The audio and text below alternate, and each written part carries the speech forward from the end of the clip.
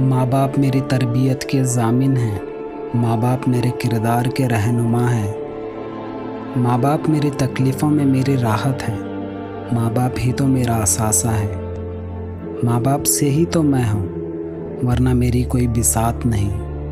ماں باپ سے اپنی دین و دنیا بنانا ہے، ماں باپ کا خیال رکھنے میں ہی اطاعت ہے۔